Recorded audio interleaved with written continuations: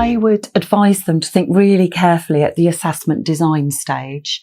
Think about the assessment in the context of that module and the module's place within the programme as a whole, and then to think about how they're going to explain the innovative assessment to students.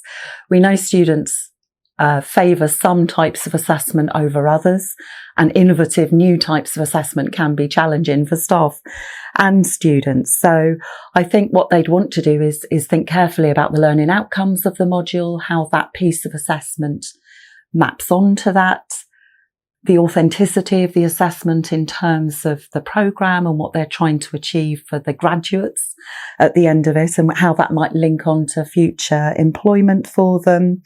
So I think, but generally the principles of good assessment are that the students, whatever type of assessment they're doing, understand what it is they're being asked to do, that the assessment process is transparent, it's fair, it's robust, the brief is clear, students know what it is they're doing, how they're meant to be working with other people if it's a piece of group assessment, and then that the marking criteria are fair and demonstrate the difference between a threshold pass and then above and beyond that as well, so that everybody is clear with this piece of assessment what needs to be done in order to achieve a pass mark, and then obviously far above that as well. It's got to be practical as well in terms of time, resources, student numbers. Some of the barriers to innovative assessment can be, large modules with a huge number of students on them. And then also thinking ahead to what do students do if they need a reassessment opportunity? Can that assessment be replicated in the summer period? We know that's difficult for some group work and lab work, for example.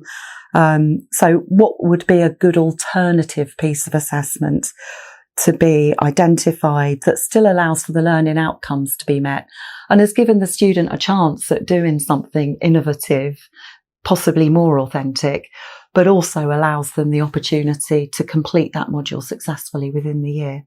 In the quality assurance team, we're always happy to help. I've got my colleague Lorraine, who looks after the programmes committee and can give advice and guidance on the modifications process. She came to us from the Faculty of Engineering, so has lots of local experience as well of supporting course approval processes.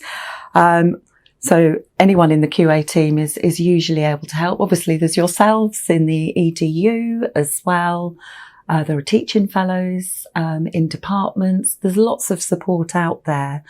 I think if we can't help you directly, we often can find someone who can, or we've been through the big curriculum review process. We have got some examples of innovative assessment that were developed through that process. So we can point you in the direction of someone who's tried it previously, where that's the case.